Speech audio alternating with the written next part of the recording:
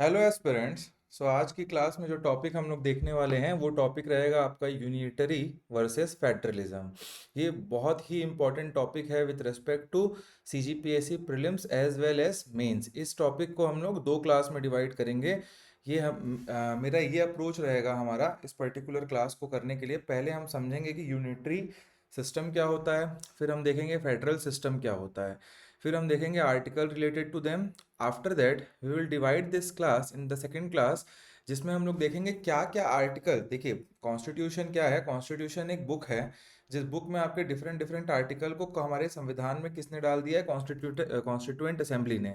But वो एक अलाइंग वे में नहीं है। और आपको कैसे समझ आएगा कि क्या चीज़ें फेडरल स्ट्रक्चर को शो करती हैं? कहीं लिखा तो है नहीं ऐसा कि हम फेडरल स्ट्रक्चर को ये पर्टिकुलर चीज़ें शो करती हैं या यूनिटरी चीज़ें को ये चीज़ें शो करती हैं। तो इसको हम लोग डिवाइड करेंगे सेकेंड क्लास में, सो दैट आपको प्रीलिम्स या मेंस में कभी भी कुछ पूछता है उससे रिलेटेड तो आपके दिमाग में रहे कि ये एक फेडरल स्ट्रक्चर को शो करने वाला आर्टिकल था और कैसे ये शो कर रहा है, हम वो पूरा एक्सप्लेनेशन करेंगे। तो इस क्लास में काफ़ी नोट्स प्रिपरेशन होगा, अच्छे से प्रिपेयर करिएगा।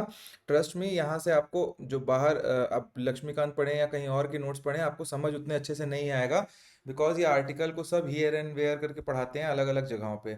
हम मेरा अप्रोच ये है कि I have compiled all the articles, all the facts that are related to constitution under the unitary system and the federal system. ठीक है, तो ये आपको पता होना चाहिए। ठीक है, चलिए स्टार्ट करते हैं। सबसे पहला यूनियन एंड टेरिटरीज करके लिखिए आप। सबसे पहला हम लोग चालू करते हैं इसमें।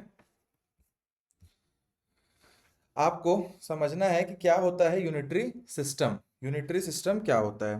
ठीक है, सबसे पहला आपके दिमाग में आ रहा होगा यूनिटरी सिस्टम क्या होता है। यूनिटरी फॉर्म ऑफ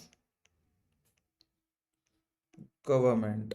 ठीक है, तो ये आपका यूनिटरी सिस्टम एक ऐसा सिस्टम होता है जिसमें सारी की सारी पावर, जो टोटल पावर होता है पूरे के पूरे हमारे कंट्री का, वो एक अथॉरिटी के पास सेंट्रलाइज्ड हो जाता है। मतलब एक कंट्री है, लेट्स से एक कंट्री के अंदर एक बहुत सारे क्या हैं, स्टेट्स हैं। Let's take the example of United States of America. United States of America के अंडर 50 ऐसे स्टेट्स हैं। कितने हैं? 50 स्टेट्स हैं। और वहाँ पे आपका, no, let's take the example of India. नहीं, let's take the example of let's say China. China के अंदर काफ़ी सारे स्टेट्स हैं, काफ़ी सारे स्टेट्स हैं। और वहाँ पे एक ही सेंट्रलाइज्ड अथॉरिटी है, एक ही सेंट्रलाइज्ड अथॉरिटी है जो पूरे के पूरी कंट्री को चलाने के लिए क्या करती है? डिक्टेट करती है। तो ये एक ऐसा सिस्टम हो जाता है जिसमें सारी पावर, पूरा का पूरा पावर जो है वो सेंट्रल गवर्नमेंट के पास होता है। जैसे हम इंडिया में देखते हैं सेंट्रल गवर्नमेंट भी है और हमारे पास क्या है? स्टेट गवर्नमेंट भी है। इसका मतलब कुछ पावर सेंट्रल गवर्नमेंट के पास है, कुछ पावर क्या है? स्टेट गवर्नमेंट के पास है। और स्टेट गवर्नमेंट चीफ मिनिस्टर उसको अपने स्टेट में कैसे रूल करना है, क्या चीज़ें रूल करनी है, वो खुद डिसाइड करते हैं। ठीक है, स्टेट या लोकल गवर्नमेंट सिर्फ सेंट्रल गवर्नमेंट के डायरेक्शन में काम करती है, उसको बोलते हैं हम लोग यूनिटरी सिस्टम। अगर ऐसा होता, जो स्टेट है या फिर लोकल गवर्नमेंट जो है आपकी, वो सिर्फ और सिर्फ जो सेंट्रल गवर्नमेंट जो डिक्टेट करेगी उसी को बस फॉलो करते, तब हम क्या बोलेंगे उसको? वो यूनिटरी सिस्टम होता। अगर हमारे देश इंडिया में आपको ऐसा दिखता है क्या कि हम हमारे देश में स्टेट सिर्फ और सिर्फ सेंटर की ही बात सुनते हैं? ऐसा नहीं होता है। स्टेट और सेंटर के बीच में भी टसल हो जाते हैं। ठीक है, तो आपको ये समझना है यूनिटरी सिस्टम में there is no independent authority in the states. There is only one central authority, that is the union government, which dictates the states and other local bodies how to do the work। ठीक है, सभी decision सरकार ही लेती है। जो सरकार होती है, लेट्स टेक एन एग्जांपल, अगर हम यूनिटरी सिस्टम होते तो सारे के सारे जो हमारे डिसीजन होते, लेट्स टेक छत्तीसगढ़, मध्य प्रदेश, उत्तर प्रदेश, कहीं भी कुछ भी डिसीजन होते, वो सिर्फ और सिर्फ कौन लेता? वो सिर्फ और सिर्फ नरेंद्र मोदी जी लेते, पीएम लेते और उनकी कैबिनेट लेती। ठीक है, इसकी आपको समझना है। अगर और आपको समझना है तो आप समझिए कि अगर आप एक स्कूल में हैं, ठीक है, अगर आप एक स्कूल में हैं, उस स्कूल में प्रिंसिपल हैं। ठीक है, प्रिंसिपल हैं और हर एक डिसीजन का लेने का पावर सिर्फ और सिर्फ प्रिंसिपल के पास हो। आपने एक्चुअली में देखा होगा, एक स्कूल होता है, एक स्कूल के अंदर प्रिंसिपल होते हैं, प्रिंसिपल के बाद दूसरे different different head of departments होते हैं। कौन होते हैं? एचओडीज होते हैं। एचओडीज अपने अपने पर्टिकुलर सब्जेक्ट का, अपने अपने पर्टिकुलर सब्जेक्ट का क्या करते हैं, उसका डिसीजन लेने का पावर उनका होता है, जब तक वो उसके एम्बिट के अंदर है। बट अगर ऐसा एक स्कूल है जहाँ कोई हेड ऑफ डिपार्टमेंट ही नहीं है, सिर्फ एक प्रिंसिपल है, उस टाइप के स्कूल को हम क्या समझेंगे? उस टाइप के स्कूल को समझेंगे हम यूनिटरी सिस्टम। और ये किस टाइप के देशों में चलता है? तो मैंने एक बताया आपको, चाइना, यूनाइटेड किंगडम, फ्रांस, इन सब जगहों पे आपका क्या है? यूनिटरी टाइप ऑफ सिस्टम है। तो इसमें आप एक लाइन लिख सकते हैं, unitary system is a type of system, unitary system is a type of system where the power is centralized in the union government और स्लैश सेंट्रल गवर्नमेंट। ठीक है, ये हो गया आपका यूनिटरी सिस्टम के बारे में एक्सप्लेनेशन। ठीक है, ये आप एग्जांपल्स को भी लिख लेंगे। इसके बहुत लंबा है, बहुत डिफाइन करेंगे, बहुत मैं अभी आप लिखते चलिए, इसके बाद हम बहुत डिफाइंड वे में अच्छे से भी लिखेंगे। ठीक है, कि क्या क्या चीज़ें हैं। इसके बाद सेकंड आपके दिमाग में आता है कि unitary form of government, federalism form of government, that is federal form of government क्या होता है? फेडरल फॉर्म ऑफ गवर्नमेंट क्या होता है? अब इसमें हम लोग का एग्जांपल ले सकते हैं हम लोग इंडिया का। फेडरल फॉर्म ऑफ गवर्नमेंट एक ऐसा गवर्नमेंट होता है जिसमें सेंट्रल और स्टेट गवर्नमेंट के बीच में डिस्ट्रीब्यूट होते हैं क्या? पावर। हमारे देश में वैसा ही है कुछ। हमारे स्केड्यूल 7 के अंदर हमारे यहाँ 3 लिस्ट है। एक है स्टेट लिस्ट, दूसरा है सेंट्रल लिस्ट और तीसरा है रेसिडुअरी लिस्ट। अब इसमें स्टेट लिस्ट में क्लियरली मेंशन्ड है क्या क्या चीज़ें स्टेट के पास पावर है। इसके बाद सेंटर में मेंशन्ड है क्या क्या चीज़ें सेंटर के पास पावर है, और रेसिडुअरी में क्या क्या चीजें हैं जो सेंटर कर सकती हैं। तो यहां से क्या होता है, इससे क्या समझ आ रहा है कि एक ऐसा सिस्टम है जिसमें जो पावर है वो सेंटर और स्टेट गवर्नमेंट के बीच में डिस्ट्रीब्यूटेड होता है। दोनों ही अपने अपने पावर का यूज कर सकते हैं अपने अपने एम्बिट के अंदर इंडिपेंडेंटली। कैसे कर सकते हैं? इंडिपेंडेंटली। ठीक है, बिना स्टेट गवर्नमेंट, सेंट्रल गवर्नमेंट की परमिशन के स्टेट गवर्नमेंट अपने जुरिस्डिक्शन में काम कर सकता है। ठीक है, ये इस टाइप के जो गवर्नमेंट है, इसमें लिखिए, federal form of government are those government where the power is divided between both center as well as state government, full stop. Also, state government can work independently or take decisions under their jurisdiction. ठीक है, इसके example कौन से हो गए best आपके? इसके example हो गए आपके United States of America, Canada. इसमें मैं इंडिया का एग्जाम्पल अभी नहीं ले रहा हूँ क्योंकि आपको मैं समझाऊंगा इंडिया क्या है। United States of America, Canada हो गया आपका, ऑस्ट्रेलिया, ये सारे आपके फेडरल स्ट्रक्चर हैं। इंडिया भी लिख सकते हैं आप इसमें फेडरल स्ट्रक्चर में, बट इसको आप क्या लिख सकते हैं? Partially federal, partially federal. अब ये क्या मैं बोल रहा हूँ? Quasi federal. अगर कोई बोलता है Indian polity is a quasi federal in nature, तो हाँ, हम क्वाजी फेडरल हैं, हम थोड़े से फेडरल हैं। क्वाजी का मतलब होता है लिटिल फेडरल। ठीक है, इसको हम लोग नेक्स्ट क्लास में बहुत अच्छे से एक्सप्लेनेशन समझेंगे, why India is called as quasi federal in nature. क्यों? क्योंकि हमारे कॉन्स्टिट्यूशन में काफी सारे ऐसे प्रोविजंस हैं जिसमें सेंट्रल गवर्नमेंट स्टेट गवर्नमेंट को ओवर पावर कर सकती है और इंडिपेंडेंटली वर्क नहीं करने देती है। जैसे कि कैसे आपका इमरजेंसी लगाया जाता है, स्टेट गवर्नमेंट के ऊपर प्रेसिडेंट रूल लगाया जाता है, और ये सारी चीजें जो हैं, इससे क्या होता है? आपका इंडिपेंडेंस कम हो जाता है फेडरल। ये सारे देश में ऐसा नहीं होता है। ठीक है, तो हम इसको समझेंगे अगले क्लास में, पूरा एक क्लास ही इसके ऊपर रहेगा। ठीक है, तो Indian structure is quasi federal in nature. अब इसके लिए अभी जो हम लोग लास्ट एग्जांपल लिए थे, इसमें वही हो गया। अगर आप एक स्कूल में हैं और आप स्कूल में आपके एक प्रिंसिपल है, इसके साथ साथ आपके स्कूल में एचओडीज भी हैं, हेड ऑफ डिपार्टमेंट भी हैं, और जो प्रिंसिपल है वो अपने जो जो उनके पास जो पावर है वो उनमें काम करते हैं, और जो हेड ऑफ डिपार्टमेंट है उनके पास जो पावर है अपने अपने डिपार्टमेंट के अंडर, वो अपने अपने डिपार्टमेंट के अंदर उसके तहत काम करते हैं। तो उस पर्टिकुलर टाइप ऑफ स्ट्रक्चर को क्या बोला जाता है? आपका फेडरल स्ट्रक्चर बोला जाता है। ठीक है, ये हो गया आपका। अब हम लोग समझते हैं कि why India adopted federal structure. India के पास तो ऑप्शन था ना जब इंडिया आजाद हुआ, कि हम फेडरल बन सकते थे या फिर हम क्या बन सकते थे, यूनिटरी। तो अगर क्वेश्चन आता है why India adopted federal structure,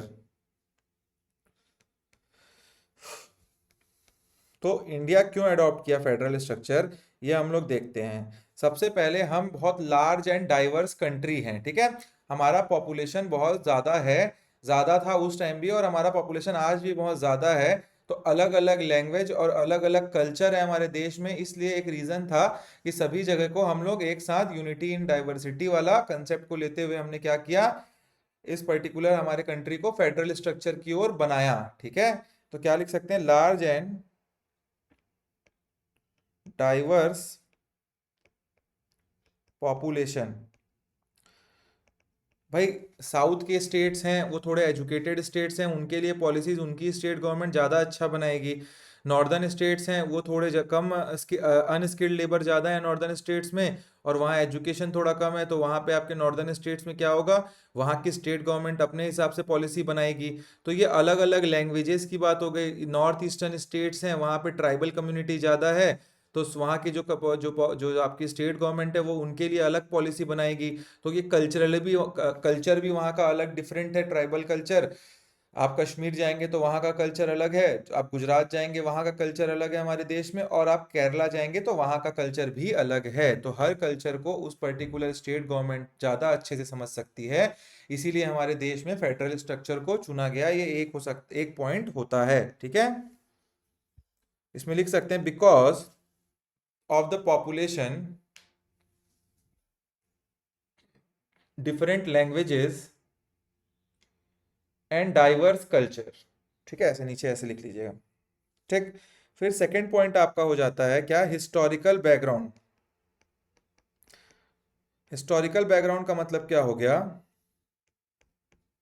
ये आपको कहीं ऐसे लिखा हुआ नहीं मिलेगा, ये मैं खुद ऐसा बनाया हूं इन चीजों को कि आपको अच्छे से समझ आए। ठीक है, ये ऐसे नोट्स आप इसीलिए बोल रहा हूं मैं, प्रिपेयर करते रहिएगा। तो आप हिस्टोरिकली देखेंगे जब ब्रिटिशर्स हमारे देश में आए, कौन आए हमारे देश में, तो ब्रिटिशर्स बहुत ही ज़्यादा सेंट्रलाइज्ड रूल कर रहे थे।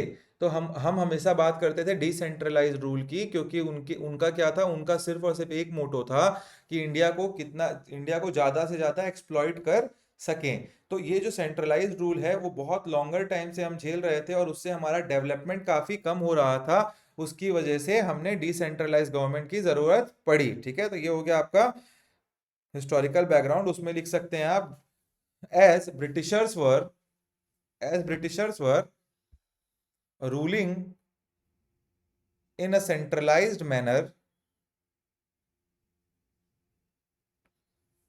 There comes a need for decentralised governments. ठीक है, इसके बाद आप क्या लिखेंगे, एफिशिएंट गवर्नेंस। ये मैंने आप लोगों को पहले पॉइंट में बता दिया है कि स्टेट गवर्नमेंट अपने अपने हिसाब से क्या कर सकती है, अपने अपने हिसाब से गवर्नेंस के लिए अपने स्टेट में क्या पॉलिसीज बना सकती हैं। ठीक है भाई, जैसे उत्तर प्रदेश का पॉपुलेशन बहुत ज़्यादा है, तो वहाँ के गवर्नेंस के लिए अलग आपका पूरा क्या बनेगा, एक अलग रूल्स एंड रेगुलेशन बनेगा। अब उसी को आप इम्प्लीमेंट करना चाहेंगे छत्तीसगढ़ में, तो हमारे छत्तीसगढ़ में वो इम्प्लीमेंट नहीं हो सकता, क्योंकि हमारे छत्तीसगढ़ में पॉपुलेशन जो डाइवर्सिटी है वो अलग है। हमारे यहाँ कम्युनिटी डाइवर्सिटी अलग है, हमारे यहाँ नक्सलिज्म है। तो नक्सलिज्म यूपी में नहीं है, तो वहाँ की स्टेट गवर्नमेंट क्यों नक्सलिज्म के लिए पॉलिसी बनाएगी, समझ रहे हैं आप लोग। तो हमारे स्टेट में अलग नक्सलिज्म के लिए पॉलिसी बनेगी। उत्तर प्रदेश डजंट हैव दो दो दैट मच ट्राइबल कम्युनिटी। तो हमारे ड्राइवर्स कल्चर जो हमारे छत्तीसगढ़ का है, हमारी ट्राइबल कम्युनिटी इतनी अच्छी इतनी ज़्यादा है, तो हम इतने रिच हैं ट्राइबल कम्युनिटी के एस्पेक्ट में, तो हमारी स्टेट गवर्नमेंट उनके लिए अलग पॉलिसी बनाएगी। ठीक है, जैसे नियत नीलेनार योजना, कुछ कुछ योजनाएं जो बस्तर में हम लाते हैं, हमारी स्टेट गवर्नमेंट, वो अगर एक ही कंट्री हो जाता तो इतनी डाइवर्सिटी के लिए हम लॉज कैसे बना पाते, और सबके पास इतनी डाइवर्सिटी में पहुंच नहीं पाती हेल्प और चीजें। ठीक है, तो ये हो गया आपका तीसरा, नेशनल एफिशिएंट गवर्नेंस के बाद नेशनल यूनिटी एंड इंटीग्रिटी लिखिए आप। ठीक है, क्या नेशनल गवर्नेंस, इसके बाद लिखिए नेशनल यूनिटी एंड इंटीग्रिटी। अब ये नेशनल यूनिटी एंड इंटीग्रिटी क्या हो गया? डिफरेंट कल्चर को एक साथ जोड़कर एक स्ट्रांग भारत बनाने के लिए। ये मैंने आप लोगों को बताया शुरू में, मैं ये जो डिफाइन किया मैंने उसी को मैं और अच्छे से बता रहा हूँ आप लोगों को। ठीक है, नेशनल यूनिटी एंड इंटीग्रिटी मतलब अलग अलग डिफरेंट डिफरेंट कल्चर है। India is a country where we have a very diverse culture, also a lot of communities are there. हमारे यहाँ आपको देखते हैं आप, हर प्रकार के रिलीजन मिलते हैं, rather it be Buddhism, it be Jainism. आपको इसके साथ पे और क्या मिलता है? आपको इस्लाम मिलता है, इंडिया में क्रिश्चियनिटी मिलते हैं, ज्यूज मिलते हैं, हिंदू मिलते हैं। तो we are a very diverse country, और नेशनल यूनिटी और इंटीग्रिटी को मेंटेन करने के लिए, हम लोगों के डिफरेंट डिफरेंट कल्चर को एक साथ जोड़ के रखने के लिए, एक भारत बनाने के लिए, एक इंडिया बनाने के लिए, ये बहुत इंपॉर्टेंट था फेडरल स्ट्रक्चर। ठीक है, इसके बाद जैसे आप देखेंगे ज्यूज भी है हमारे यहाँ, यहाँ हमारे यहाँ पारसी भी हैं, तो it is a very very diverse country. India is a very very decorated country. आप कहीं देखेंगे तो हमारे देश में जितनी डाइवर्सिटी है आपको पूरे वर्ल्ड में कहीं नहीं मिलेगी। The number of languages we are having in our country, the number of people we are having in our country, the different different communities we are having in the country. आप 50 kilometre के difference में भी आगे बढ़ जाएंगे तो आपको एक डिफरेंट कल्चर और डिस्टिंक्टिव चीजें मिलेंगी। ठीक है, तो इंडिया इतना डाइवर्स है। जस्ट कभी जीवन में टाइम मिले तो आप कभी ट्रेवल कीजिए, नॉर्थ जाइए अलग और उसके बाद साउथ जाइए, आपको लगेगा व्हाट इज हैपनिंग, मतलब north is so different and south is ratherly so different, and both this places are so beautiful. आप पहाड़ों में जाएंगे तो it is so beautiful, and आप क्या है समंदर कन्याकुमारी जाएंगे तो it is also so beautiful. Also आप नॉर्थ ईस्ट में जाएंगे तो you will see the diversity, how the tribal community has developed. ठीक है, आप कभी नॉर्थ ईस्ट जाएंगे, personally I have seen north east and it is one of the most beautiful place in India. आप बहुत अनटच्ड है, बहुत कम tourism, and the people of Nagaland and the people of Shillong and Manipur are so so sweet. आप कभी जाइए, it is very diverse. ठीक है, तो ये बहुत इंपॉर्टेंट चीज़ है हमारी कंट्री के फेडरल स्ट्रक्चर को समझने के लिए। आपको अलग अलग स्टेट्स कभी कभी ट्रेवल कर लेने चाहिए। अभी फिलहाल नहीं करना है, एग्जाम तक, एग्जाम के बाद ही ट्रेवल करने की सोचेंगे कोई भी अभी। ठीक है, तो this year is dedicated to studies, और अगले साल से आप कमा के खुद घूम सकते हैं। क्या हो गया? National unity and integrity. Then emergency situation.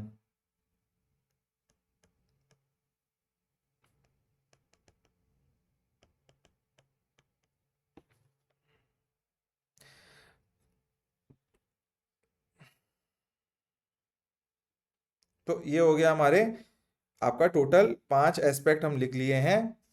अब हम लोग चाहेंगे टाइप ऑफ फेडरलिज्म देखेंगे। ठीक है, क्या देखेंगे हम लोग? तो अगला क्वेश्चन आएगा, ये देखिए, ये 2 नंबर में या 4 नंबर में क्वेश्चन आ सकता है, why India adopted federal structure. ठीक है, बहुत इजी क्वेश्चन, और ये आप 5 पॉइंट लिख देंगे, खत्म है, अब सीधा 4 नंबर हाथ में। आप ऐसा डिफाइन करते रहेंगे तो उसमें बहुत, इसको एक एक लाइन में डिफाइन कर देंगे, इतना ही तो स्पेस होता है 4 नंबर के क्वेश्चन में। अगर ऐसे क्वेश्चन के आंसर होते हैं ना, देखिए जनरली तो सब लिखेंगे, सबको पता है why India adopted federal structure, किसको नहीं पता है? बट इतना डिफाइंड, इतना चार्ट फॉर्म में आप कहीं लिख देंगे इतने अच्छे वर्ड्स के साथ, तो ट्रस्ट मी जो चेकर है वो बोलेगा, उसको दिमाग ही नहीं लगाना है ना, उसको 5 पॉइंट पढ़ते साथ समझ आ गया कि यू आर नोइंग एवरीथिंग, आपको हर चीज पता है रिलेटेड टू फेडरलिज्म। तो वो क्यों सोचेगा कि इसका नंबर काटे? तो यार यही होता है तरीका, पता सबको होता है, आंसर राइटिंग की स्किल होता है जो आपको कितना अच्छे से आप प्रेजेंट कर पाते हैं अपने, आपको जो नॉलेज है उनको। ठीक है, आपको किसी पर्टिकुलर चीज को समझाना बहुत टफ होता है, जैसे आप टीच कर रहे हैं या कुछ कर रहे हैं, बट उसमें आप कन्वे कर सकते हैं because you are present there, आप देख सकते हैं, आप सुन सकते हैं। बट जब एक चेकर कॉपी चेक करता है ना, तो वो आपके इमोशंस और आपके नॉलेज को सिर्फ और सिर्फ एक पन्नों में देखता है। आप कितने भी नॉलेजेबल हो, you might be the most knowledgeable person in that particular examination, but अगर आप आंसर को नहीं रिप्रेजेंट, नहीं प्रोड्यूस रिप्रोड्यूस कर पा रहे हैं, इन अ फॉर्मेट जो आप बोलना चाह रहे हैं वही चीज आपका जो चेकर है वो समझ पा रहा है, it is futile to study. फिर आपको आंसर वैसा ही लिखना है कि आपको चेकर को ये दिखाना है कि I know this particular topic in a very crisp manner and I can tell you it in 4 lines, बस खत्म। यही डिमांड है पेपर की। हमको डिमांड को ही समझ के चलना है, हमको बहुत ज्यादा दिमाग नहीं लगाना है कि पूरा पढ़ लेंगे, पूरा पुस्तक लिख लेंगे, कोई फायदा नहीं है उन चीजों से, ठीक है। नाउ द सेकेंड टॉपिक हम जो लिखेंगे, टाइप ऑफ फेडरलिज्म।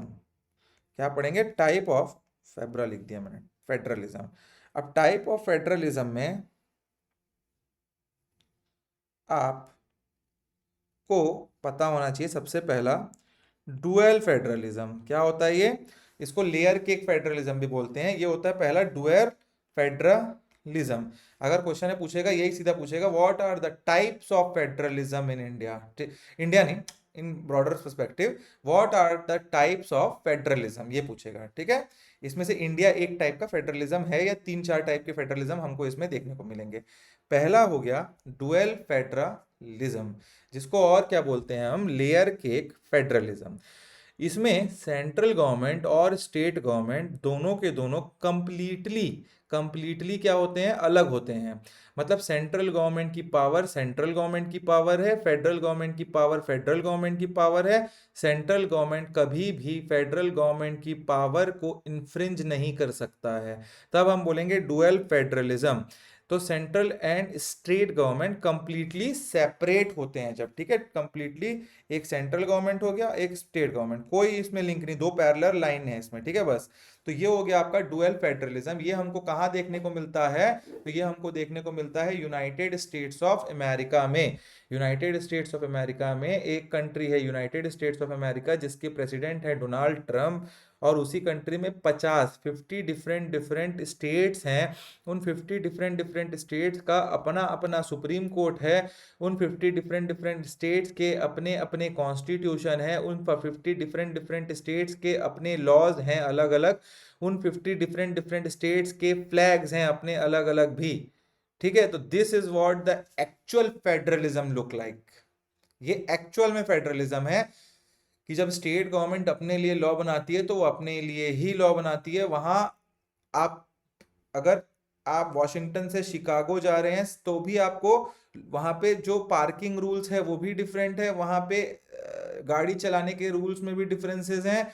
तो आपको वहां पे क्रिमिनल लॉ में भी डिफरेंसेस हैं अलग अलग स्टेट में। तो ये एक्चुअल फेडरलिज्म है, जिसमें स्टेट गवर्नमेंट और सेंट्रल गवर्नमेंट दोनों अलग अलग पैरेलली काम करती हैं। और सेंट्रल गवर्नमेंट का काम होता है पूरे देश को एक साथ रख के काम करना, और स्टेट गवर्नमेंट अपने जगहों पे स्पेसिफिकली बहुत अच्छे से काम करती है। तो this is what is dual federalism, ठीक है। इसके बाद सेकंड होगा आपका कोऑपरेटिव फेडरलिज्म। ये सारे वर्ड आप लोगों ने खूब सुने होंगे, क्वेश्चन में आते भी हैं, आएंगे भी आपको। What is cooperative federalism? ये एक अलग से अपने आप में 2 नंबर का क्वेश्चन है। कोऑपरेशन, आप लोग को बचपन से बोला जाता था कोऑपरेट करके काम करिए स्कूल में। बी कोऑपरेटिव, टीचर बोलती थी बी कोऑपरेटिव इन क्लास। उन मतलब उनका क्या था कि मेरे साथ कोऑपरेट करिए और पढ़ाई करिए। तो कोऑपरेशन का मतलब क्या होता है? मिलकर काम करना। तो यहाँ पे आपको क्या समझ आ रहा है? जब स्टेट गवर्नमेंट और सेंट्रल गवर्नमेंट दोनों मिलकर काम करते हैं, पॉलिसीज बनाते हैं, तो वो क्या होता है? Cooperative federalism. इंडिया में बोलते हैं ना, काफी बार आपने हमारे प्राइम मिनिस्टर के मुंह से सुना होगा कि इंडिया कोऑपरेटिव फेडरलिज्म है, कोऑपरेटिव फेडरलिज्म है। इसका मतलब क्या है कि इंडिया में जैसे आपने देखा गुड्स एंड सर्विसेज टैक्स आया, नीति आयोग जैसे चलता है, तो ये सारी चीजें जो है कोऑपरेटिव फेडरलिज्म को शो करती हैं।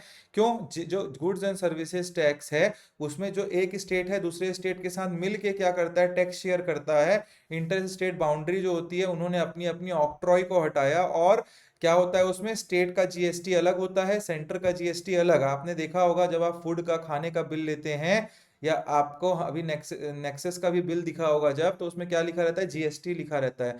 अगर वो स्टेट गवर्नमेंट और सेंट्रल गवर्नमेंट दोनों में होता तो वहां सीजीएसटी लिखा होता और एसजीएसटी भी लिखा होता। तो इसका मतलब क्या है, ये एक कोऑपरेटिव फेडरलिज्म हो गया कि एक ही जगह से टैक्स कट रहा है, बट आपका जो स्टेट का परसेंटेज है वो ले रहे हैं और सेंटर का सेंटर ले रही है, स्टेट और सेंटर डिवाइड करते हैं।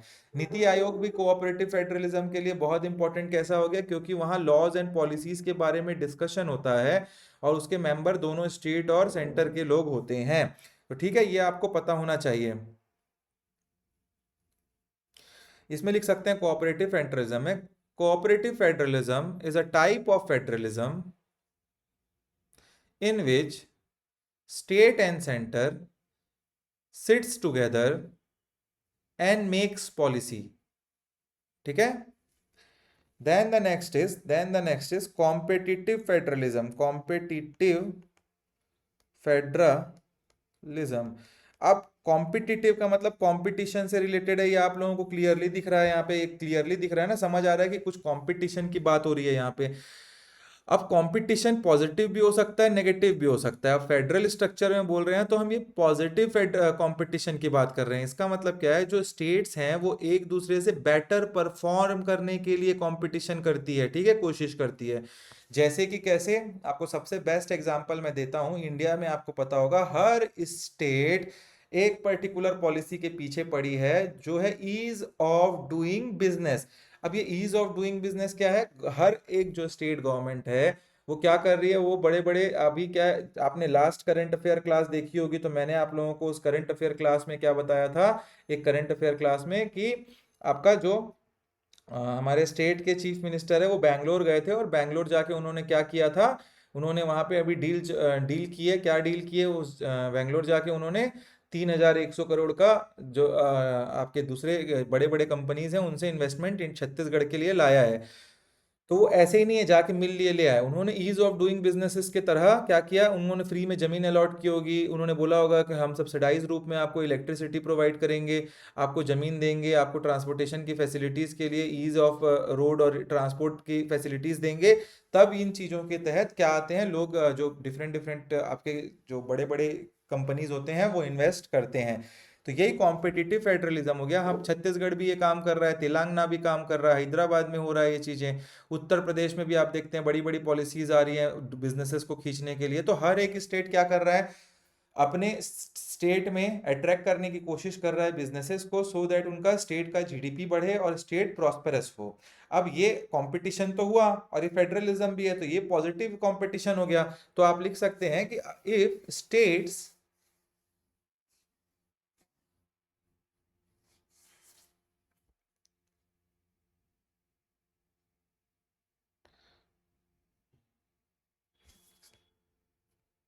Just a second, technical glitch है।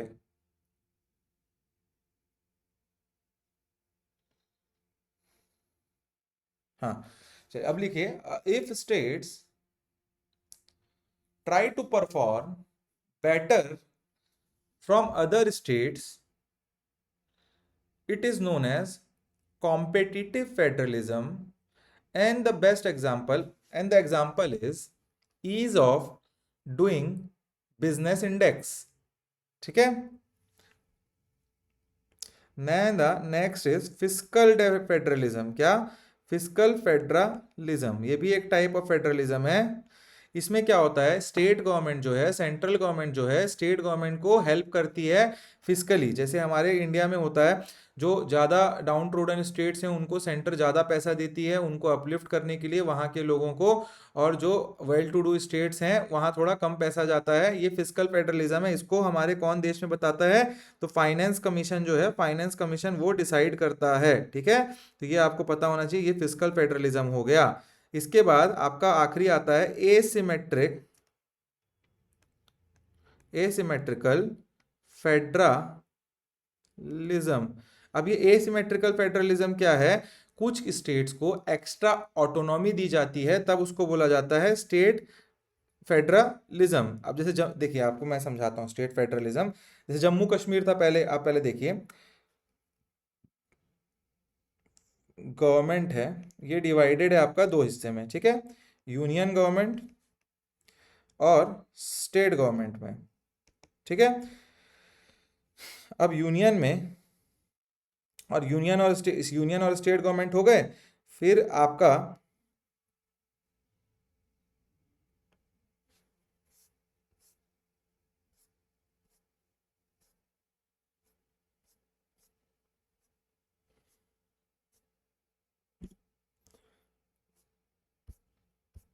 Just a second.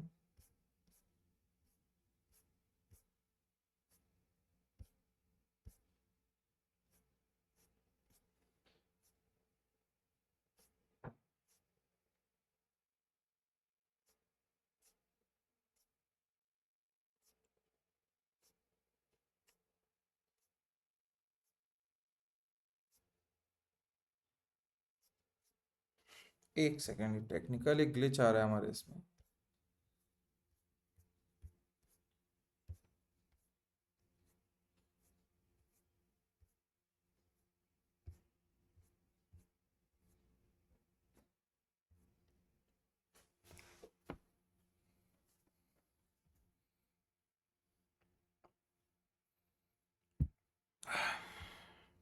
हाँ, तो हम लोग कहाँ थे?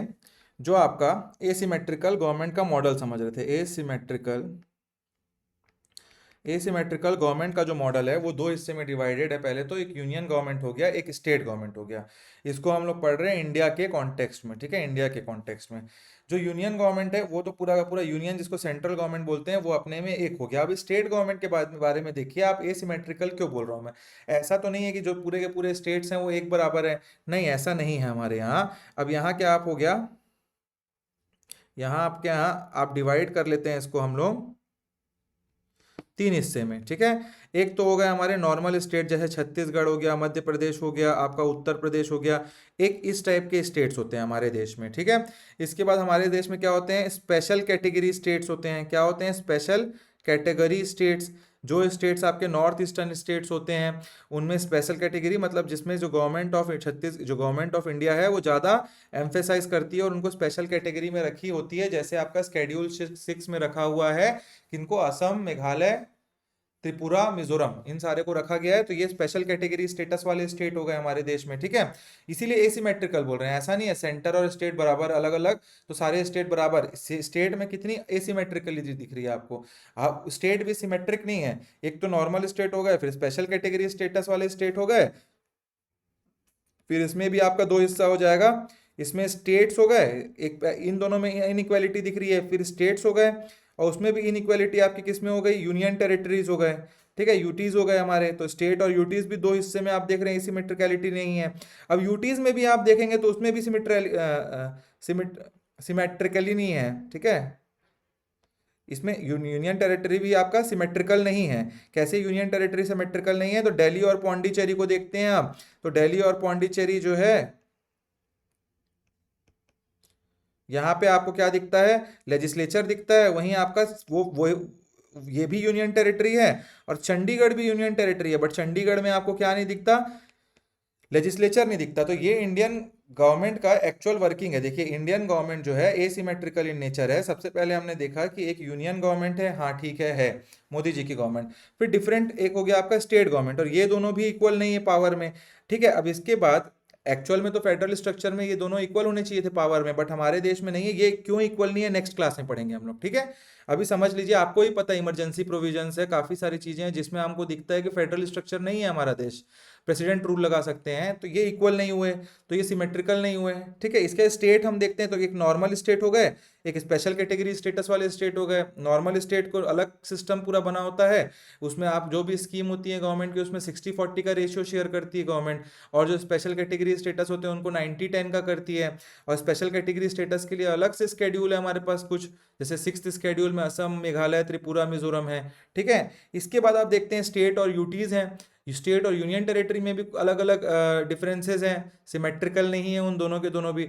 अब यूनियन टेरिटरी में भी आप देखते हैं हमारे देश में क्या, कि वहां पे कुछ यूनियन टेरिटरी हैं जिसके पास लेजिस्लेचर है और कुछ के पास लेजिस्लेचर नहीं है, directly governed by the lieutenant governor and president of India. तो ये आपका जो एसिमेट्रिकलिटी है, इसी की बात हम कर रहे हैं, ठीक है। तो ये हो गया आपका एसिमेट्रिकल गवर्नमेंट की बात। तो ये हम लोगों ने कौन सा टॉपिक अभी देखा? अभी हमने टाइप ऑफ फेडरलिज्म देख लिया है, ठीक है। अब हमारा नेक्स्ट टॉपिक क्या आएगा? आप क्वेश्चन आ सकता है कि इंडिया में कॉम्पिटिटिव और cooperative federalism, how in India competitive and cooperative federalism works, question mark explain. ये आपको आ सकता है 10 नंबर में, ठीक है। तो ये आपको कॉम्पिटिटिव कोऑपरेटिव फेडरलिज्म, या आपको एक क्वेश्चन पूछ सकता है how is India asymmetrical federalism. देखिए यूपीएससी के तर्ज पे सीजीपीएससी आगे बढ़ रहा है थोड़ा थोड़ा। तो मैं हमने जो कोशिश की है बहुत नीचे स्तर पे या नीचे लेवल पे हमने पॉलिटी पढ़ाने की कोशिश नहीं की है, so that we should be well prepared. Last year का पेपर मैंने देखा है और उसमें जो मेंस के क्वेश्चन है, it are some of the questions are at par, मतलब अच्छे क्वेश्चन है। अगर वैसे क्वेश्चन आने लगे और आपके पास फोल्डर मटेरियल नहीं है तो कोई फायदा नहीं है, फिर वही बच्चे निकालेंगे जिनकी ज्यादा नॉलेज है जिनको। इसीलिए इस टाइप के क्वेश्चन को भी हमको प्रिपेयर करना है, ठीक है। इसके बाद हम लोग बात करते हैं कुछ आर्टिकल्स के बारे में। उसमें हम लोग सबसे पहले देखेंगे आर्टिकल 1। आर्टिकल 1, आर्टिकल 1 क्या है कॉन्स्टिट्यूशन का? ये बोलता है India that is Bharat shall be union of state. India, बहुत डिबेट हुई थी अभी हाल फिलहाल में, that is Bharat shall be union of states, ठीक है। इसका मतलब क्या है कि इंडिया इंडिया एक फेडरेशन है लेकिन स्टेट इंडिपेंडेंट नहीं है, ठीक है। India that is Bharat shall be a union of states, clear यहां दिया हुआ है वर्ड कि इंडिया जो एक भारत जिसको बोला जा रहा है वो एक क्या होना चाहिए आपका? Union of states. देखिए क्या होता है, आपको मैं एग्जांपल से समझाता हूं।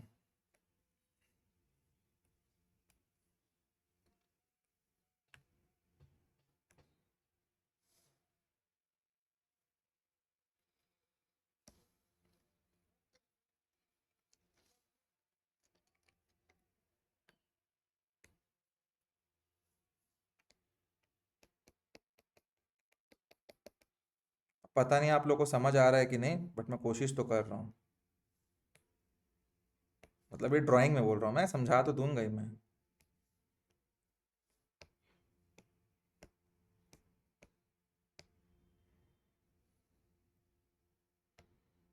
और क्या कलर यूज कर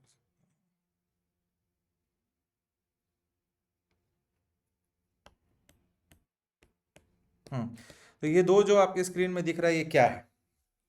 एक है दाल मखनी, एक है आपका टोस्टेड सैलेड, ठीक है।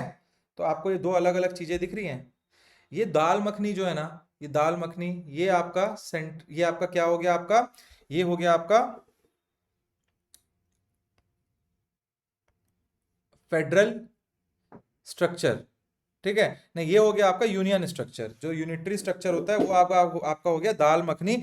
इसमें किसी को नहीं पता किसके पास क्या अलग पावर है, सब पावर सेंट्रल गवर्नमेंट के पास है। तो ये हो गया आपका दाल मखनी टाइप का। दाल मखनी एक साथ मिक्स्ड होती है ना, पूरा क्या होता है, एक साथ मिक्स्ड होती है, कोई इंडिपेंडेंस नहीं होता उसमें। आप दाल मखनी में छांट के नहीं खा सकते हो क्या कि आपको सिर्फ और सिर्फ दाल को खाना है, या फिर आपको उसमें कहीं दाल में जीरा डाला है या उसको अलग खाना है। It is not possible. अगर टमाटर डाला, ये सब सारी चीजें डली हैं, तो आप dal makhani is a composite thing. तो ये हो गया आपका, आप समझ के चलिए यूनिटरी जो आपका सिस्टम ऑफ गवर्नमेंट है, उसमें सब के सब एक साथ आ जाते हैं स्टेट्स जो होते हैं।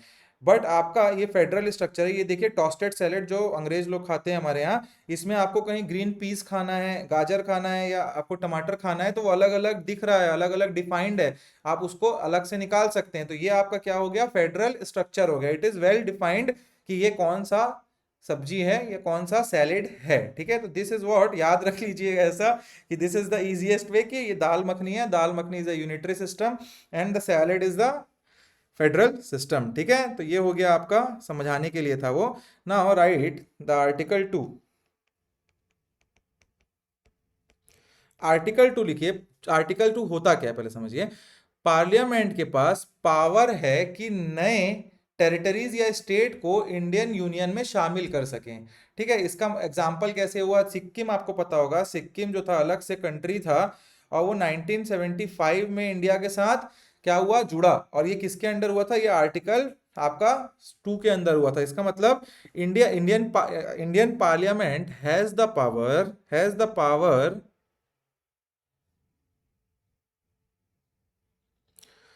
टू ऐड न्यू टेरिटरीज और स्टेट्स इन इंडियन यूनियन। ये लिख लिया आपने।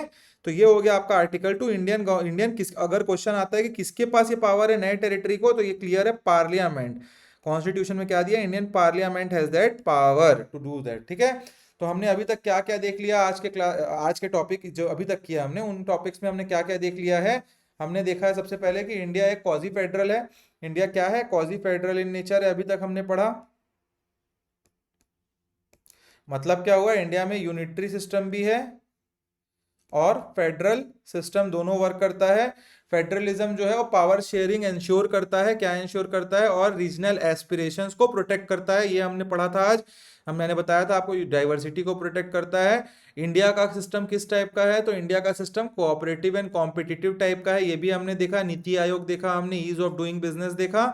इसके साथ आर्टिकल 1 एंड 2 में देखा हमने कि भारत की political unity and territorial integrity को कैसे हम प्रोटेक्ट करते हैं। तो ये हो गया आप लोगों का अभी तक का ये सारी चीजें। अब हम लोग देख लेते हैं आर्टिकल 3।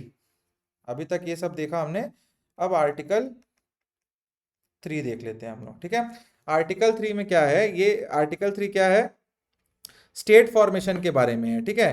तो ये क्या होता है, इंडियन गवर्नमेंट के पास पावर है कि वो नए स्टेट्स बना सकता है। क्या, इंडियन गवर्नमेंट के पास पावर है कि वो नए स्टेट्स बना सकता है, उनकी बाउंड्रीज बदल सकता है, या स्टेट को मर्ज कर सकता है। मैंने 3 चीजें बोली हैं। इंडियन गवर्नमेंट के पास पावर है कि वो नए स्टेट्स बना सकता है। दूसरा, आपका इंडियन स्टेट गवर्नमेंट के पास पावर है कि वो बाउंड्रीज नए बना सकता है। इंडियन गवर्नमेंट के पास पावर है कि वो 2 स्टेट को मर्ज कर सकता है। तो व्हाट यू कैन राइट कि Indian government has the power to make new states, comma, decide new boundaries, comma, merge two states. ठीक है। ये हो गया आर्टिकल 3। इसमें पार्लियामेंट क्या क्या कर सकता है, नए स्टेट कैसे क्रिएट कर सकता है। तो हमारा जो छत्तीसगढ़ है, 2000 में छत्तीसगढ़ जो है आपका मध्य प्रदेश से नया स्टेट बना था, और ये नया स्टेट बनने के लिए आपका आर्टिकल 3 के अंडर ही आपका क्या हुआ था, बना था हमारा स्टेट। ठीक है। स्टेट की बाउंड्रीज चेंज कर सकता है, मतलब कि अगर आपको कभी किसी 2 स्टेट के बीच में डिस्प्यूट आता है, तो हमारी गवर्नमेंट क्या कर सकती है, central government under article 3 boundary किसी डिस्ट्रिक्ट को दूसरे स्टेट में डाल सकती है। Let's take an example, India और उड़ीसा के बीच में क्या हो गया, कुछ टसल हो गया रिलेटेड टू बाउंड्री। जनरली ऐसा होता नहीं फेडरल स्ट्रक्चर हमारे देश में, बट हो गया। तो क्या है, अगर वो बोलते हैं कि महासमुंद का 15 किलोमीटर का हिस्सा हमारे उड़ीसा में आता है, तो और ये समझ भी गए कि हिस्टोरिकली ये प्रूव भी हो गया कि ऐसा था, तब स्टेट गवर्नमेंट, सेंट्रल गवर्नमेंट क्या करेगी, आर्टिकल 3 के अंडर पार्लियामेंट में ये लॉ लाएगी, और वहां पे पास करके इसको छत्तीसगढ़ की बाउंड्री को अलग कर देगी, और वो उड़ीसा में ऐड हो सकता है। तो ये आर्टिकल 3 के अंडर होता है। ठीक है। अगर स्टेट का नाम बदलना है, जैसे कि उत्तरांचल हुआ करता था, क्या, उत्तरांचल हुआ करता था आपका पहले, जब उत्तर प्रदेश से टूटा तो वो उत्तरांचल कहा जाता था, किसको, आपको उत्तराखंड को। तो स्टेट का नाम फिर बाद में चेंज कर दिया गया। ठीक है। तो वो भी किया जा सकता है। इसके साथ जैसे इसके बाद और क्या, एग्जिस्टिंग स्टेट्स को तोड़ना या मर्ज करना। अब जैसे कि आपका मध्य प्रदेश है, फिर छत्तीसगढ़ है आपका, ठीक है, और यहाँ पे आपका और कौन सा है, यहाँ महाराष्ट्र है। ठीक है। अगर यहाँ पे एक नया स्टेट बनाना है, लेट से यहाँ पे तीनों को मिला के, छत्तीसगढ़ का बस्तर वाला रीजन, ये आपका ताडोबा वाला रीजन इनका, और ये आपका क्या हो गया, पेंच वाला रीजन जो मध्य प्रदेश का है, ये सारे चीजों को बना के एक स्टेट, न्यू स्टेट बनाना है कहीं। ठीक है। ये स्टेट नया बन रहा है, तो ये आपका गवर्नमेंट कर सकती है, सेंट्रल गवर्नमेंट। ठीक है। तीनों स्टेट के अलग अलग बाउंड्री, अलग अलग चीजों को लेके एक स्टेट का नया बनाया जा सकता है। तो अगर ये भी किया जाएगा तो ये किसके अंडर किया जाएगा, तो ये भी आपका किया जाएगा अंडर आर्टिकल 3 को। ठीक है। तो आपको ये भी पता होना चाहिए, आर्टिकल 3 का प्रोसीजर क्वेश्चन में पूछ देता है, तो ये भी आपको प्रोसीजर पता होना चाहिए। लिखिए प्रोसीजर क्या होता है, कैसे इसमें आर्टिकल 3 के तहत क्या होगा, बनाया जाएगा आर्टिकल 3 के अंडर कोई भी स्टेट को। सबसे पहले आपको पता होना चाहिए, प्रपोजल आता है, प्रपोजल या बिल आता है। ठीक है। तो ये बिल जो है वो इंट्रोड्यूस होता है पार्लियामेंट में। क्या होता है? इंट्रोड्यूस होता है पार्लियामेंट में ये बिल, ठीक है। पार्लियामेंट में कहाँ इंट्रोड्यूस होगा? पार्लियामेंट में, ठीक है। इसके बाद इसको सबसे पहले आपको पता होना चाहिए प्रेसिडेंट्स रेफरेंस आएगा। प्रेसिडेंट्स रेफरेंस क्या होता है? ये बहुत इंपॉर्टेंट है। जो प्रेसिडेंट ऑफ इंडिया है, प्रेसिडेंट ऑफ इंडिया है, वो क्या करेंगे? प्रेसिडेंट ऑफ इंडिया जो है वो कंसर्न्ड स्टेट, जिस भी स्टेट के साथ ये होने वाला है, जैसे मध्य प्रदेश से जब छत्तीसगढ़ अलग हुआ होगा, तब president of India Madhya Pradesh की जो स्टेट लेजिस्लेचर रहा होगा, मध्य प्रदेश का स्टेट लेजिस्लेचर का ऑप्शन उन्होंने मांगा होगा, ओपिनियन उन्होंने मांगा होगा कि क्या उनको अलग करना चाहिए, कितना अलग करना चाहिए, क्या रीजंस हैं। तो ये इसमें क्या होगा? प्रेसिडेंट्स रेफरेंस में जो प्रेसिडेंट ऑफ इंडिया है, प्रेसिडेंट ऑफ इंडिया विल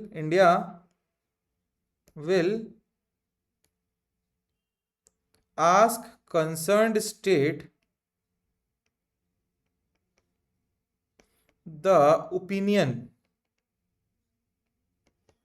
ठीक है। बट आपको यहां पता होना चाहिए ये ओपिनियन बाइंडिंग नहीं है, it is not binding, non binding. ये सिर्फ ओपिनियन है। प्रेसिडेंट ऐसे पूछने के लिए कि ऐसा अच्छा लगता है ना यार, पूछ लेते हैं एक बार, करना तो हमको अपनी है, तो हम पूछ लेते हैं कि ठीक है आपको स्टेट को तोड़ रहे हैं दो हिस्से में, आपको ठीक लग रहा है कि नहीं लग रहा है? नहीं लग रहा है तो बता दीजिए, अगर नहीं भी लग रहा है तो हमको कोई दिक्कत नहीं, हम तो करके रहेंगे। बट ऐसा ही बोल रहा हूँ मैं, मतलब ये एक्चुअल रीजन है कि वो जो गवर्नमेंट को करना है वो करके ही रहेंगे वो। बट ये है कि एक तरीका है, कंसल्टेटिव तरीका है कि there should be a stake of saying कि स्टेट लेजिस्लेचर बता दे, ठीक है। बट इसका कोई फर्क नहीं पड़ता है। मेरा ये बताने का मतलब ये था कि इट इज नॉन बाइंडिंग। वो ओपिनियन दे भी दें कि नहीं तोड़ना है, इस जगह को रखना है, वो एक्चुअल में स्टेट सेंट्रल गवर्नमेंट के हाथ में ही है, ठीक है। Then ministry approval, sorry majority approval, majority approval इसका मतलब क्या होता है? सिंपल मेजोरिटी से होता है। आपको ये भी पता होना चाहिए, अगर क्वेश्चन में पूछेगा कि अंडर आर्टिकल 3 अगर नया स्टेट का फॉर्मेशन करना है तो वहां पे पहला आपका ए दे देगा, सिंपल मेजोरिटी से होगा वहां पे पास पार्लियामेंट में, सेकंड देगा एब्सोल्यूट, थर्ड देगा इफेक्टिव, फोर्थ देगा आपका कोई और मेजोरिटी दे देगा, ठीक है, स्पेशल मेजोरिटी।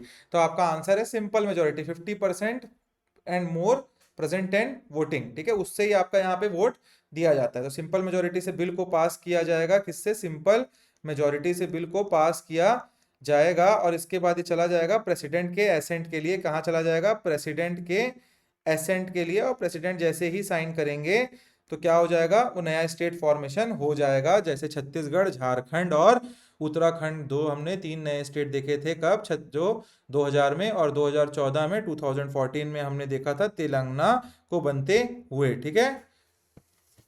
अब डायरेक्ट क्वेश्चन पूछ देगा under article 3 what is the procedure to make a new state, ठीक है। तो ये आपको पता होना चाहिए। आपको हिस्टोरिकली और बता देता हूँ, कभी कभी क्वेश्चन पूछ दे रहा है आजकल, पोस्ट इंडिपेंडेंस से भी कुछ भी पूछता है आजकल सीजीपीएससी कभी कभी। तो आपको ऐसा पता होना चाहिए कुछ चीजें कि हिस्टोरिकली क्या हिसाब रहा है। तो भारत, जो हमारा भारत है, India that is union of states, India that is Bharat, Bharat में स्टेट के फॉर्मेशन का एक हिस्टोरिकल प्रोसेस रहा है जो ब्रिटिश रूल से लेकर प्रेजेंट टाइम तक इवॉल्व होता जा रहा है, आगे बढ़ता जा रहा है। कैसे समझेंगे हम? तो सबसे पहले आप देखेंगे ब्रिटिश एरा। अगर ब्रिटिश एरा को आप देखते हैं तो ब्रिटिश एरा में दैट इज बिफोर 1947 की बात कर रहा हूं मैं, ठीक है, इसी को आप बोलते हैं ब्रिटिश एरा। तो इंडिया उस पर्टिकुलर टाइम में दो हिस्सों में डिवाइडेड था। क्या था? दो हिस्सों में डिवाइडेड था, दैट इज ब्रिटिश प्रोविंस था, ब्रिटिश प्रोविंस हुआ करता था इंडिया। और क्या हुआ करता था? प्रिंसली स्टेट हुआ करते थे, ठीक है, प्रिंसली स्टेट हुआ करता था। ये जो ब्रिटिश प्रोविंस थे उसको ब्रिटिशर्स डायरेक्टली रूल करते थे, और ये प्रिंसली स्टेट को जो आपके राजघराने थे, राज महाराजा महाराजा थे, वो रूल किया करते थे। असली पावर उस टाइम पे भी ब्रिटिशर्स के पास थी, ये बस रूल बोलने का किया करते थे, ब्रिटिशर्स के आगे पीछे घूमा करते थे, उनके ही उसमें करा करते थे काम। तो उस पर्टिकुलर टाइम में कितने प्रिंसली स्टेट्स थे? तो 565 टोटल प्रिंसली स्टेट्स थे। और ब्रिटिश गवर्नमेंट ने अपने बाउंड्रीज जो है अपने एडमिनिस्ट्रेटिव कन्वीनियंस के हिसाब से उस पर्टिकुलर टाइम में बनाई थी। तो ये आपको सबसे पहले दिखता है हिस्टोरिकली क्या फॉर्मेशन, कि स्टेट के फॉर्मेशन कैसे होने चालू हुए। तो सबसे पहले आपको पता होना चाहिए कि ब्रिटिशर्स ने देखा, सेंट्रल प्रोविंस बनाया उन्होंने, बरार बनाया, तो ये सारी चीजें जो बनाते गए वो अपने एडमिनिस्ट्रेशन के हिसाब से उनको लगा कि यहाँ तक की जो लिमिट है हमारे लिए ठीक है, और हमको हेल्प होगी, हम यहाँ तक एडमिनिस्टर कर सकते हैं, तो उन्होंने अपने हिसाब से उनको बनाया। ठीक है, जैसे आपको पता होगा कि कैसे मैं बोल रहा हूँ, उड़ीसा को 1936 में, उड़ीसा को 1936 में बंगाल प्रेसिडेंसी से अलग कर दिया, क्योंकि उड़ीसा और बंगाल एक साथ नहीं संभल रहे थे, तो बंगाल प्रेसिडेंसी से अलग कर दिया, तो वो अपने एडमिनिस्ट्रेशन के हिसाब से किया करते थे उस पर्टिकुलर टाइम में। फिर हम देखते हैं सेकेंड 1947 में, तो यहाँ पे पार्टीशन होता है हमारे देश का, पाकिस्तान बनता है और इंडिया बनता है, एंड ऑर्गेनाइजेशन। तो यहाँ partition and reorganisation after independence कैसे होता है, तो 1947 में जो भारत है जो आज़ाद हो गया, और प्रिंसली स्टेट्स जो है हमारे, उनको प्रिंसली स्टेट्स को क्या किया, हमारे सरदार वल्लभ भाई पटेल जी ने इंटीग्रेट किया। क्या किया, इंटीग्रेट करना पड़ा उनको, भाई अलग अलग प्रिंसली स्टेट और उसको तो चलेंगे नहीं, कॉन्स्टिट्यूशन जहाँ पे जिस देश में है। तो सरदार वल्लभ भाई पटेल जो है उन्होंने बहुत ही जबरदस्त काम किया था, और वो जो थे उन्होंने क्या किया था, इंटीग्रेशन ऑफ प्रिंसली स्टेट्स को लीड किया था, और सारे 565 को क्या किया था, मर्ज। इसमें हैदराबाद जूनागढ़ और जम्मू कश्मीर का थोड़ा अलग केस था, वो हम पोस्ट इंडिपेंडेंस में एक आध क्लास बता दूंगा इसी सब्जेक्ट में। एक पोस्ट इंडिपेंडेंस 2 या 3 क्लास हम लोग पोस्ट इंडिपेंडेंस की भी करेंगे, ठीक है, वो सिलेबस में नहीं है हमारे, बट उसका रीजन बीइंग है कि प्रीलिम्स में लास्ट ईयर सरदार वल्लभ भाई पटेल के ऊपर क्वेश्चन पूछ दिया था। ठीक है, पूछ ही दिया ना, डिप्टी पीएम कौन थे, सरदार वल्लभ भाई पटेल पहले डिप्टी पीएम। तो ये हम थोड़ा पोस्ट इंडिपेंडेंस को मैं ऐसे समराइज करूंगा, स्टोरी वे में 2 क्लास में आप लोगों को बताने की कोशिश करूंगा। ठीक है, 2 से 3 क्लास एंड पे, दिवाली के टाइम होगी वो क्लासेस, अगर नहीं होंगी तो याद दिलाइएगा, उसको कर लेंगे हम लोग। ठीक है, उन क्लासेस को दिवाली के आसपास में, कि वो आपको एक बेस मिल जाए कि एक्चुअली पोस्ट इंडिपेंडेंस भी कैसे देश चला है, और कोई भी क्वेश्चन आता है तो आपको पता हो। ठीक है, तो ये 1947 की बात हो गई हमारी, यहाँ प्रिंसली स्टेट का फॉर्मेशन हो गया। फिर आपका सेकंड होता है स्टेट के बारे में, और 1956 की बात करते हैं हम। तो 1956 में स्टेट रीऑर्गेनाइजेशन एक्ट आता है, इसके बारे में हम लोग बहुत अच्छे से पढ़ेंगे, Faiz Ali commission, JVP commission सब आया है, पंचायती राज में ऑर्गेनाइजेशन आता है। ठीक है, स्टेट रीऑर्गेनाइजेशन एक्ट आता है, इसमें क्या होता है, पहली बार हमारे देश में लैंग्वेज के बेसिस में स्टेट का फॉर्मेशन होता है। पहला स्टेट कौन सा था जो लैंग्वेज के बेसिस में देश में बना, तो वो आंध्र प्रदेश था। ठीक है, तो ये भी आपको पता होना चाहिए। और इनके रिकमेंडेशन में टोटल उस टाइम पे कितने 14 स्टेट्स बनाए गए और 6 यूटीज बनाए गए थे। ठीक है, तो यहाँ आपका ये हो गया आपका क्या, और इसी में 1956 में छत्तीसगढ़ जिससे बना है हमारा मदर स्टेट मध्य प्रदेश, वो भी इसी में बना था। ठीक है, तो ये आपको पता होना चाहिए कि ये हमारा ऐसा हिस्टोरिकली हम ऐसे स्टेट फॉर्मेशन हमारा बढ़ता गया है। ठीक है, चलिए इसके बाद एक और टॉपिक देख लेते हैं हम लोग, जो है जोनल काउंसिल। कौन सा टॉपिक है, जोनल काउंसिल। जोनल काउंसिल क्या है, तो जोनल काउंसिल जब अगर 2 स्टेट्स हैं और उन 2 स्टेट्स के बीच में कोई डिफरेंसेस आ रहे हैं, तो हमारे स्ट्रक्चर, फेडरल स्ट्रक्चर जो हमारे देश का, क्वाजी फेडरल या फेडरल बोलिए आप, इसमें हमारा क्या होगा, इसमें कोई ना कोई एक जगह होनी चाहिए जहां पे बैठ के कोऑर्डिनेशन से क्या किया जाए, इस पर्टिकुलर इश्यूज को रिजॉल्व किया जाए। या कोई सोशल और इकोनॉमिक प्लानिंग करनी है तो एक ऐसा जगह होना चाहिए, काफ़ी सारी पॉलिसीज, सारे स्टेट इंटरकनेक्टेड हैं, तो बहुत सारी पॉलिसीज रिलेटेड टू, जैसे जीएसटी एक हो गया एग्जांपल, इन सब का डिस्कशन कहाँ होगा, तो वो फोरम को हम बोलते हैं जोनल काउंसिल, और वो रीजनल डिस्प्यूट्स को सॉल्व करने में काम करती है। तो व्हाट इज जोनल काउंसिल अगर पूछता है, तो it is a council for increasing the coordination between the states. It helps in economic and social planning, also in resolving the regional disputes. ठीक है, तो ये हो गया आपका जोनल काउंसिल का काम। अगर 2 नंबर में आता है तो ये डेफिनेशन को चिपका देना वहां जाके। ठीक है, जोनल काउंसिल का फॉर्मेशन सबसे पहले कब हुआ था, इट वॉज फॉर्म्ड इन, लिख लीजिएगा, इट वॉज फॉर्म्ड इन 1956। तो ये स्टेट रीऑर्गेनाइजेशन एक्ट, जिसमें 14 स्टेट 6 यूनियन टेरिटरी बने थे, जिसमें मैंने बताया मध्य प्रदेश भी आपका बना था, उसी टाइम में आपका जोनल काउंसिल को भी बनाया गया था। इसमें टोटल 5 जोनल काउंसिल हैं। कितने जोनल काउंसिल हैं, 5 जोनल काउंसिल हैं, उनका नाम है northern, central, southern, eastern, western. ठीक है, तो ये आपके 4 डायरेक्शन और एक सेंटर। अब इन अलग अलग 5 जोनल काउंसिल में अलग अलग स्टेट्स को रखा गया है। तो पहला आप लिख सकते हैं northern zonal council. Northern zonal council में आपका, नॉर्दर्न जोनल काउंसिल में कौन कौन से स्टेट हैं, वो इन स्टेट्स को लिख लीजिए आप। वो नॉर्दर्न स्टेट्स होंगे लॉजिकली, तो वो है पंजाब, हरियाणा, राजस्थान, हिमाचल प्रदेश, दिल्ली, जम्मू एंड कश्मीर, लद्दाख, चंडीगढ़। ठीक है, then we are going to central zonal council.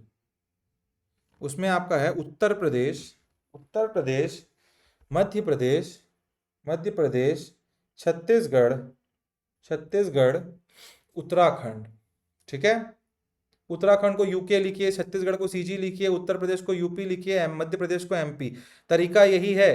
ठीक है, ये ऐसे ही लिखा जाता है नोट्स में, जब फटाफट में बड़ा बड़ा नहीं लिखना, उत्तर प्रदेश, मध्य प्रदेश, छत्तीसगढ़। ठीक, then eastern zonal council, Bihar, Jharkhand, Orissa, West Bengal. ठीक है, बिहार को बिहार लिखना पड़ेगा, झारखंड को JH लिख लीजिए आप, उड़ीसा को OD लिख लीजिए, WB लिख लीजिए, वेस्ट बंगाल को। ठीक है, western zonal council, Rajasthan, Gujarat, Maharashtra, Goa. Then southern zonal council, Andhra Pradesh, Telangana, Karnataka, Kerala, Tamil Nadu, Puducherry. ठीक है, अब ये सब कब काम आते हैं कि जैसे अगर छत्तीसगढ़ और उड़ीसा है आपका, और उनके बीच में हमारे बीच में महानदी के रिलेटेड कोई वाटर का डिस्प्यूट हो गया, कि वाटर का डिस्प्यूट हो गया, कौन कितना वाटर को शेयर करेगा, हम डैम बनाएंगे तुम डैम बनाओगे, तो इसमें क्या हो सकता है, इसमें या तो central water commission, central zonal council, या ईस्टर्न जोनल आपका सेंट्रल जोनल काउंसिल, या आपका ईस्टर्न जोनल काउंसिल, दोनों में से ईस्टर्न जोनल काउंसिल में उड़ीसा है, सेंट्रल जोनल काउंसिल में छत्तीसगढ़ है, तो दोनों में किसी भी काउंसिल के पास ये इश्यूज को सॉल्व करने के लिए मिल सकता है। ठीक है, दोनों में कोई भी एक सॉल्व कर सकता है। क्या रीजन है, हिस्टोरिकली आप देखेंगे तो 1956 में जोनल काउंसिल का कंसेप्ट क्यों आया, इससे यूनिटी इन डाइवर्सिटी, हमारी कंट्री में जो है रीजनल डिस्प्यूट्स को सॉल्व करने, रीजनल डिस्प्यूट्स आ रहे थे, बाउंड्री से रिलेटेड आ रहे थे उस टाइम पे, वाटर शेयरिंग से, तो उन सबको सॉल्व करने के लिए इनको बनाया गया है। ठीक है, अगर आपको क्वेश्चन है पूछता है कि जोनल काउंसिल जो है वो कॉन्स्टिट्यूशन में लिखा गया है क्या है मेंशन, तो जोनल काउंसिल आप लिखिए, zonal council is not mentioned in constitution of India, but it is a statutory body. ठीक है, कॉम्पोजिशन अब देखते हैं हम लोग, what is the composition of zonal council.